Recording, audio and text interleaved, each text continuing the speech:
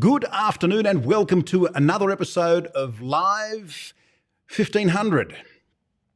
Well, 1500 hours, that is, because at the moment it is 3 p.m. here, Australian Eastern Standard Time, and you're watching us wherever you may be, either through YouTube. We're streaming live through YouTube, yes, through Shave the Man, and of course through Stray Whisker TV. And we're also streaming through Facebook, which is where you might be now. And if you are, well, I thank you. It's very kind of you to do that. Thank you, thank you. My apologies, my sincerest apologies for last week. I didn't turn up. It's just one of those things, wasn't it, really? I was actually working on my beard. I'm getting accustomed to having this thing, and I figured that I should stay home and have a little bit more beauty sleep, or whatever. Anyway. Now, if you're new here, then this beard probably means nothing to you. And if you are new, you can just put means nothing to me below. No, don't do that. Put in new so we know who's here and who isn't. And that way, when I call the roll, I mark off the roll, I can see who's been a very good person and who has not. Has been here in absentia. Brendan Walkley. Good afternoon, Brendan. How are you? Brendan says, I don't need to shave. I know, Brendan. I have shaved, actually. I've shaved under here. In case you're wondering, I just had a bit of a shave under here. I just, look, I'm trying new things all the time. You know, it's just, I can't. Look, if there's ever a time to grow a beard, now is that time, because I don't have to see people up close and personal, although I am seeing you up close and personal, hopefully, wherever you may be. A warm cheerio to David, James and all. Yes, hello to one and all. David, we'll have to get you on here very soon, probably the next couple of weeks or so. We're going to go back to the coffee with Con, but this is a special edition. This is a special edition. Everything's special around here, including my coffee. I'm drinking an espresso. Look, I have too many of these a day. I keep saying that time and time again, but I love them. This is my performance-enhancing drug, caffeine. In the perfect delivery system, a glass. Glass is beautiful. Pardon me while I partake. Yes, so the Coffee with Con thing will occur again next week, but I figured that I should just depart from the usual, not so usual format and just present myself to you in all my bearded glory, I'm hoping. And we'll have a number of things to discuss today. It's not always shaving. People that know and follow this channel probably need to be scheduled. But, you know who you are. But I figured that we should just talk about a number of things that have been on my mind of late.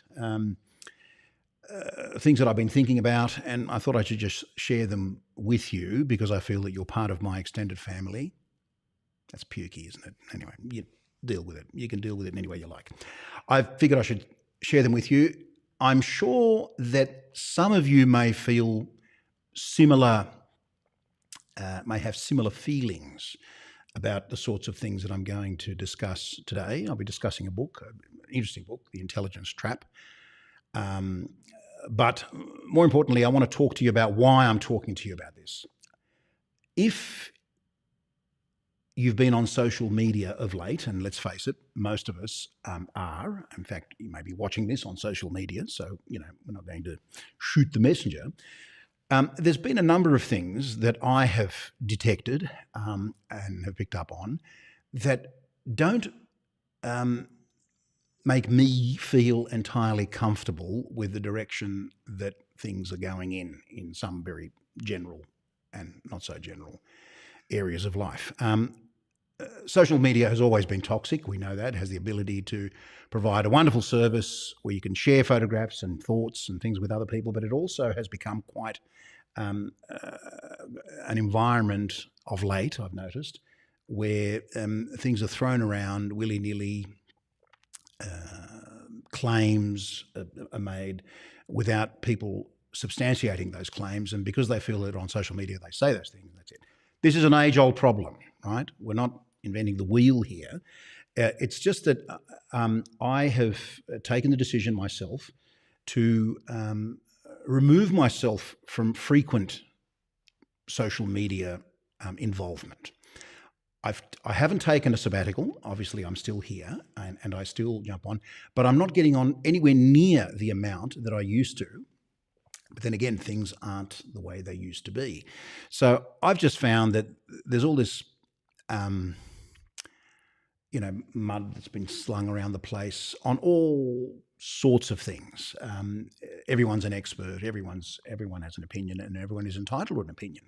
What, however, they are not entitled to is their own facts. They may have their own opinion, but their own facts is another thing altogether. Anyway, I'm not here to preach or to provide a sermon of sorts, but I am here to share with you, and I'm sure that some of you may feel the same way, just some of the things that have just been appearing.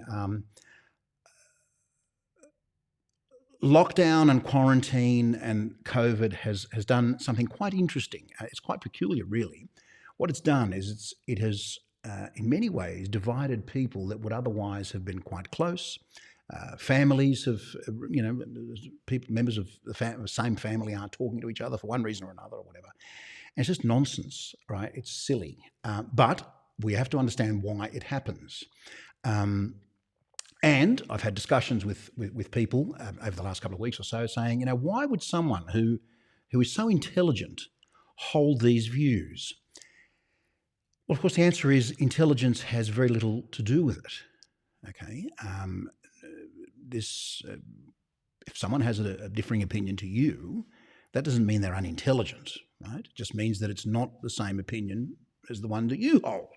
And so this is something that has perplexed neuroscientists, no less, philosophers, policymakers, whoever they may be. The bureaucrats have thought about this. And it's something that once it starts to encroach and enter into one's personal life and you see heated arguments occurring, then I think it's time to sort of take stock, sit back and ask yourself, ask of yourself as well, right? Because introspection is very, very, very important. This is to think and to consider what it is that you feel or believe. Ask yourself the important questions. Now, of course, this is applied. You can apply this across all realms of human endeavour, of knowledge, of opinions on whether to purchase an item or not, or sporting team, whatever you want. Okay, there are general principles here.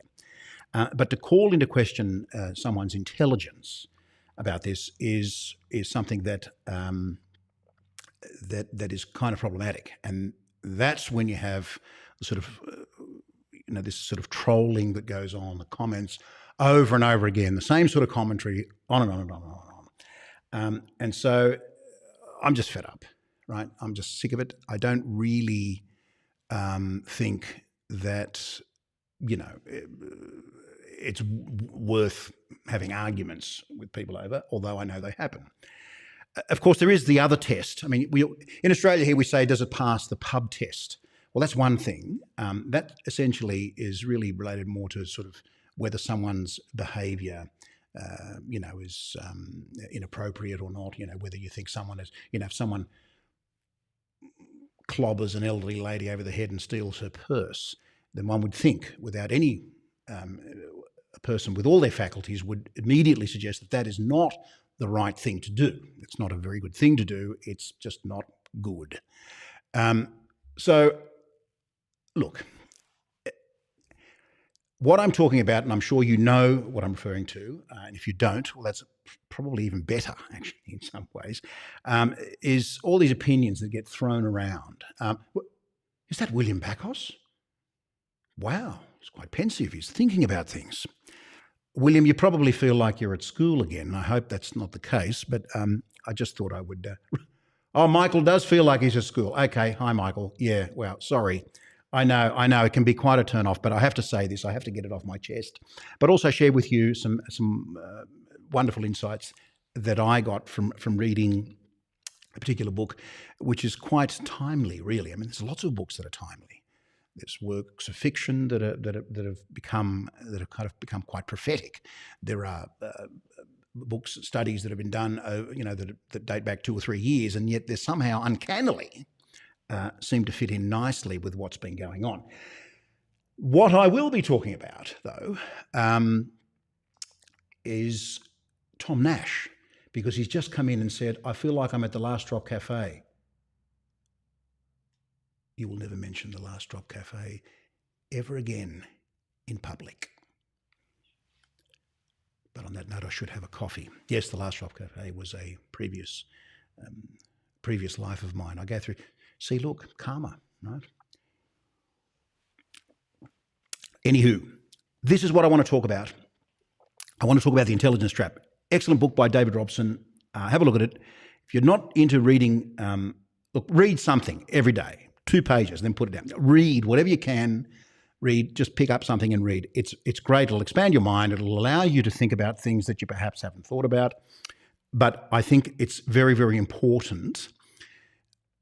Myself, for everyone, I'm guilty as charged myself. I fall into these traps where I assume that just because somebody is intelligent, or just because something sounds intelligent, then it must be true, or it must hold that this, in fact, is it. It is, the undeniable. Please, I urge you to read this book if you can. Get it, download it, buy it. Go and see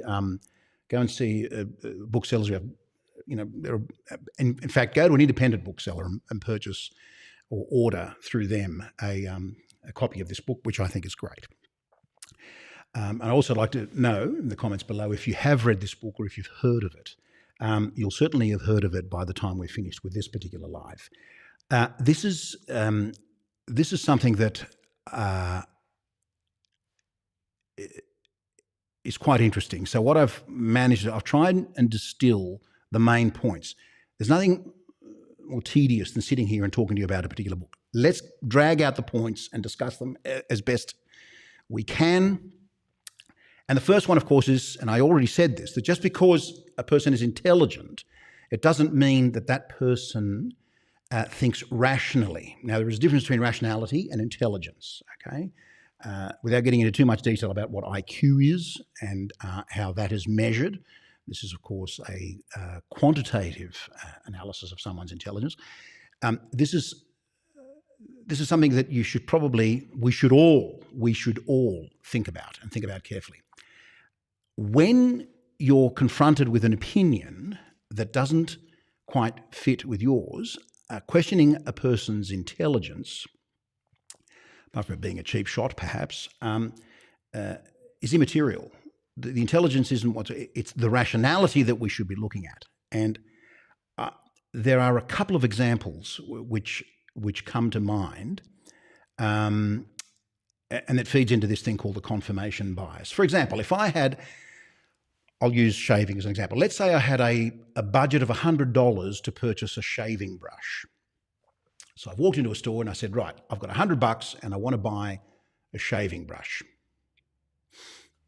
This is it. This is my budget. I walk into the store and lo and behold, there's a brush in front of me that has been reduced from $300 to $200. Right? All of a sudden I think, see, that's not a bad deal, even though this goes against what my budget was initially, okay? And I think, hang on, yeah, that's actually not a bad deal because it was $300. I only had a budget of $100. Look, I'll tip in another $100 and I'll buy the $200 brush. Think about that carefully. Think about it rationally, right? The other wonderful example, and it's you can find that in the book, but it's one that it's a sort of an anecdote that I really, really love. We have 2 very, very famous gentlemen here, Harry Houdini and Sir Arthur Conan Doyle, who are historical greats. They were, in fact, friends for many, many years. Houdini, of course, was the great escape artist and well, should we call him a magician? Let's call him a magician. There's a shop in Vegas in one of the hotels there called Houdini's where you can buy magic tricks. And the other gentleman, of course, was Sir Arthur Conan Doyle, who was responsible for producing some of the most intelligent crime fiction and creating Sherlock Holmes, no less. Dr. Watson and Sherlock Holmes came from this man. Now, it's undeniable that the books and the author is intelligent, right? Most crime fiction is based on Sir Arthur Conan Doyle's work. Many have borrowed from that. Many have been influenced by that, if you like. Very intelligent man, but completely irrational. He was a nutter. His relationship with Houdini suffered. Why? Because he wanted to believe that Houdini was able to escape while chained up and cast into a pool or thrown off a pier somewhere. That somehow occurred because of spirits. So Sir Arthur Conan Doyle, the very intelligent man who could put together these amazing novels, this amazing crime fiction, probably missed the boat when it came to rationality. So here we have an example where someone is clearly intelligent, but slightly irrational. In fact, they had a falling out. Houdini said, listen, enough with the spirit stuff. I'm a trickster. I'm an illusionist. The things I do, this is my craft. This is, it's something that is quite, he was stuck on this idea. He just wanted to believe that in fact, there's a very, very famous photograph, I should say, of, I think it was a double exposure photograph of fairies in the bottom of a garden, and Arthur Conan Doyle wanted to believe that these were real fairies. There was no trickery there. This is, he was certain that there was that. He wanted to believe this. He wanted to believe this. Now, I don't know that anyone would question the intelligence of the man. He was a very intelligent man, but was he rational? There is a difference. There is a difference. And we have some comments here. Yes. Thank you, Marjana. Welcome, Marjana, firstly, and nice to see you on here. And as someone who administers IQ tests for a living, yes. We should probably even have you on one day, and we'll talk about the Myers-Briggs and all sorts of other very, very interesting topics. But thank you. Yes. Please don't confuse the two. A person's opinion is one thing, and that's formed. There's a multiplicity. There's so many complex things that are going on when someone forms an opinion that it would be foolish and sort of reductionist to say that this is exactly, this is why this person has that particular opinion. They're unintelligent or they're dumb or whatever it is, which I have a real problem with. That's one of the points of the book. The other thing that the book has managed to, and these are based on findings from neuroscientists from Penn State University, from Harvard. I'll put a link to the book below. I know I always say that. I will do it in this case because I think this is worthy of your attention. The most overconfident people are often the most ignorant. What does that mean? Well, there's nothing per se wrong with being overconfident. But what it does, unfortunately, is that it produces these unintended or otherwise blind spots. So if I'm confident about a certain thing, mind you, I'm confident of nothing. I take the Socratic position that I say that what I know is that I know very little. The more I know, the more I realise I know nothing, right? So I'm a little bit reticent to sort of say, oh, yes, I'm an expert in this, I'm an expert in that. No. But you can see how this overconfidence can come across as being perhaps a little arrogant, but more importantly, ignorant. Why? Just because you were able to see patterns or you were able to understand how a particular concept worked in one area of life, it doesn't mean that you can transpose this onto other areas of life and assume, hey, look, I've seen this sort of thing before. This must be a hoax, or it must be fake, or this is real, or this is what I believe here. we need to take a more nuanced approach, I believe, to all of this. So it's something that really will end you'll end up in a lot of trouble if you don't consider your. I guess what I'm saying is that you need some humility when it comes to this, right? We need to adopt some humility.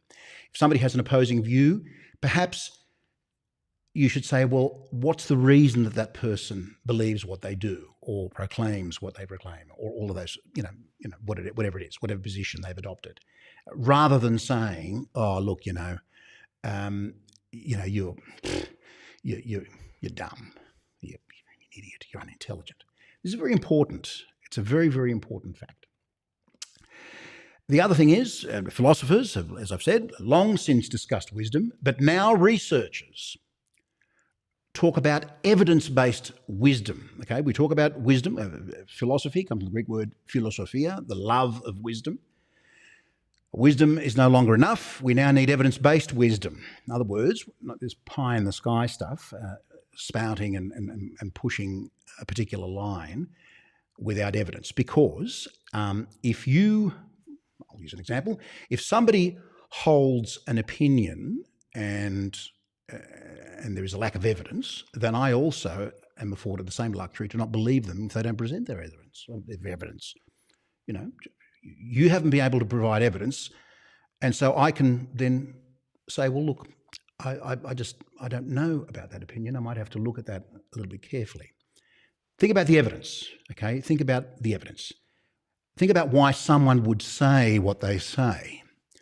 These are important factors, and these are all to be found in this book called The Intelligence Trap. There are no affiliate links. I'm not associated with the book. I do not know David Robson, although I'm sure there'd be interesting dinner conversations with David. The other thing, while overconfidence in your intuition can end up with dysrationalia, this sort of confirmation bias, look, I know I'm now looking for evidence that will fit my theory. I have an opinion about something, and that opinion, remember, is formed. It's very complex. There's a lot of layering that goes on. There's things. Opinions are experiential. They're contextual. So to be able to just write them off is, I think, is a little bit dangerous.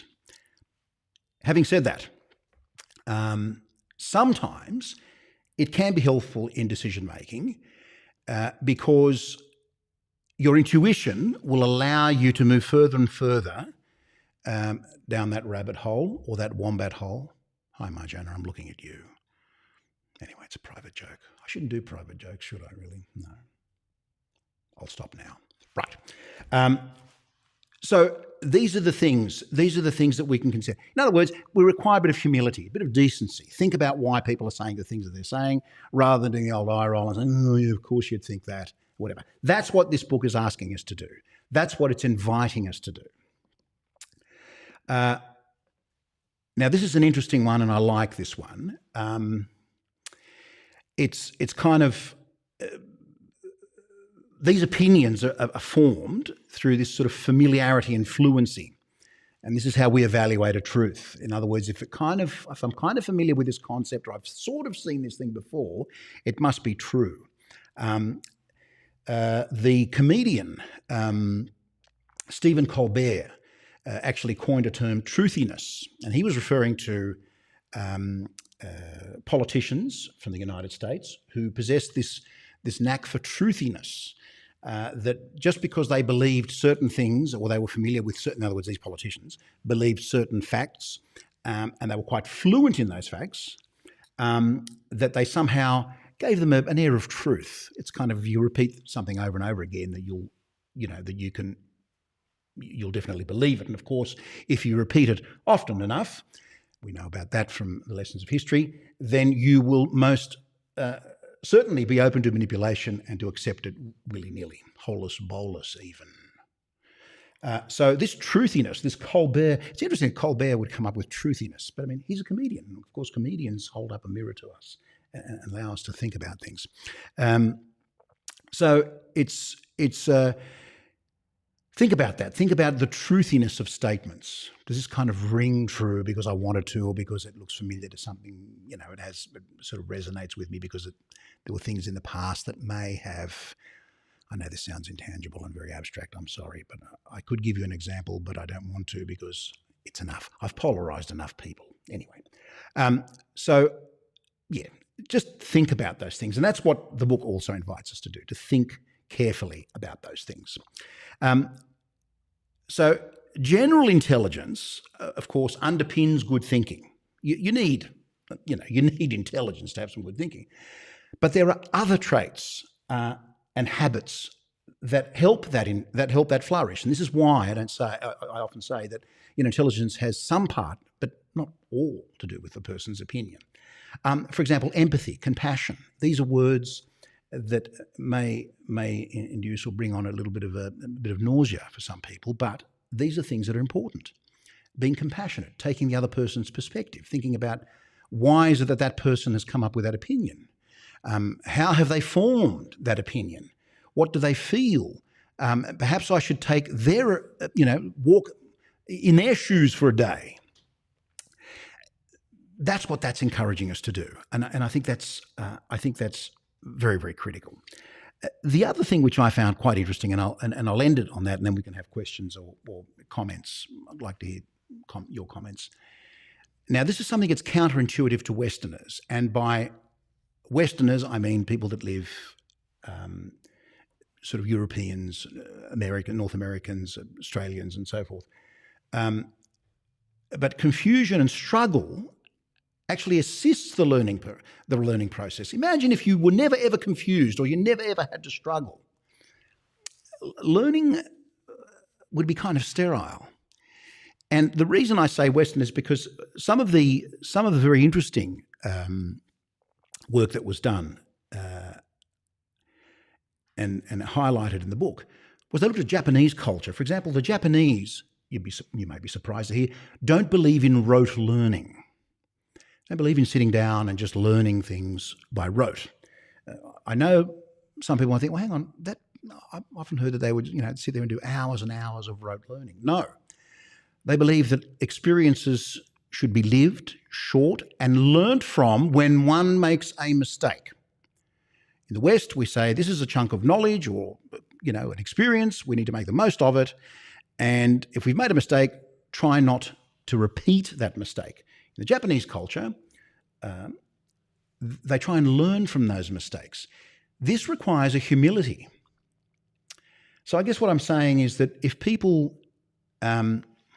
if we lack humility and compassion and all those other things for other people, then there's no amount of arguing or getting into a conversation about whether one thing exists or not, or whether one thing's good for you or isn't, is going to get any cut through.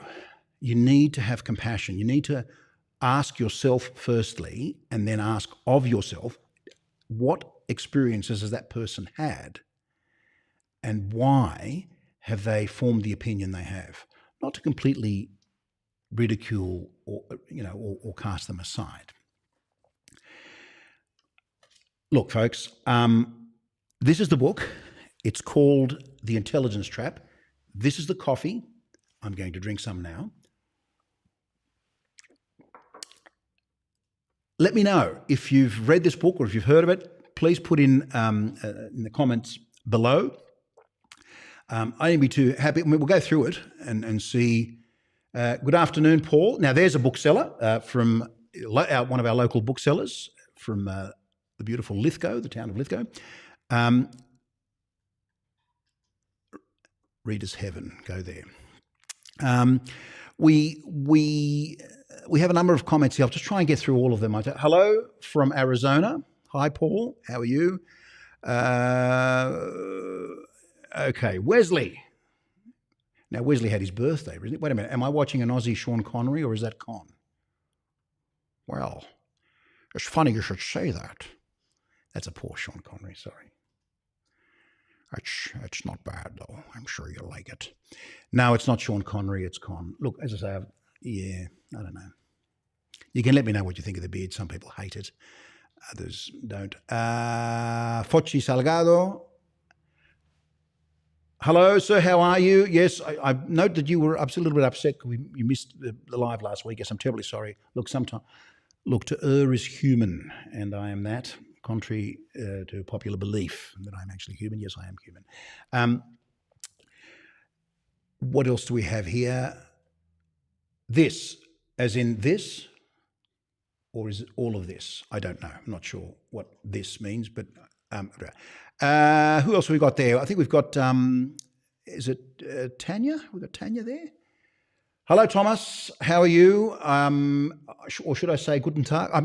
I'm sure you're in Germany. I'm sure. Hello from Tanya and Ingrid. Hello, Ingrid. Hello, Tanya. Lovely to see you on the live. It's very nice of you to join this afternoon. I know I sort of went on a bit, but hey, it's one of my passions. It's not just about shaving or non-shaving in this case, but it's also about experiencing life in its fullness. If there are any questions or comments, let me now know. Otherwise, I will disappear. We've used enough bandwidth as it is. I guess the takeaway from all of this is that if somebody's got a differing opinion, or somebody has not, in your opinion, considered all the evidence or can see your point of view or whatever, perhaps we should just be a little bit more compassionate and just take another person's perspective. It's about taking the other perspective, and I'm sure that places like Facebook and social media would be a little less toxic. Just can't help ourselves. I don't know what it is, and I don't know where all of this is going to end up. Not that if there was an end point, I don't know. I'm not actually entirely comfortable where that end point would be, but it's certainly producing some very disturbing trends. For example, I read today that Instagram has admitted quietly in a report that they are causing a whole lot of mental issues for young teenage girls because the girls just don't feel good enough. I mean, serious, really? This is filters after filters, pictures after pictures, and these poor young girls just aren't feeling good enough about themselves. So, I mean, that's another side. This is a mental health issue, but it's also one that I'm just wondering if there was a real life analog type of Instagram. I can't think of one where, I don't know, posters on a street as you walk by. Would you be putting up the sort of stuff and displaying it publicly like that if it wasn't on this electronic platform? I don't know. Anyway, it is rather disturbing. I hope that this has sort of given you another perspective on this trap that we fall into, calling people unintelligent if they don't agree with our opinion, without having considered all the evidence that lay before them. There's all sorts of things. I mean, I don't want to get into all the confirmation bias and, if you put too much effort and time into something, for example, even the sunken costs, if you've spent a lot of time and energy in something, then you're going to go through with it. If you've said that, I don't know, the earth is flat, and then you somehow do an about face, if you've invested enough time and effort and put yourself out there on social media and said that, then you're in it, right? You've either got to go silent, just leave the room quietly, or somehow eat humble pie and say, look, given the evidence and given all the information that was laid before me, I've kind of changed my mind. And that's fine. That's a good thing. That's such a good thing. But I guess what I'm saying is that humility and compassion and thinking about other people and why they hold the opinions they do has nothing to do with their intelligence. I know some highly intelligent people that are highly irrational. I've been irrational. I've probably been intelligent too sometimes. Anyway, that's me. Thank you to all of those of you who have taken the time to join us on the live. What have we got here? Paul Phillips, what has Paul said? He said, thanks for the nod. It's a cracking book. Yes, and here is the book. Let's crack. There it is, The Intelligence Trap. by David Robson. Go out and get it. I'm not a bookseller. I don't sell books. Oh, that's a lie. We used to sell some books here, but they're more on style and all that kind of thing. No, just have a look at it. This will revolutionise your thinking and allow you to make wiser decisions. It's basically saying, look, guys, take a chill pill. Don't jump to conclusions. Don't jump on people if they don't agree with your opinion. There are reasons that they may not agree with your opinion, and those reasons can be quite complex. So I guess it is here that I must say goodbye. Thank you for watching. I really appreciate it. I know that these during lockdown, particularly here in Australia, that we're kind of over it, really. It's over it. But I figured that I should just jump on and say hello to all. Thank you if you're a first-time viewer and participator. I really appreciate it. I mean that from the bottom of my heart. I think it's a wonderful thing. I'm sorry if you tuned in expecting shaving, beards. Look, it's all part of it, really. It's all part of the picture. It's all part of the picture. Anyway, that's it from me. Thank you. Be kind to one another, please. Don't bring intelligence into it. Don't bring intelligence into it. Bring compassion and empathy into it. That's it for me. Bye-bye.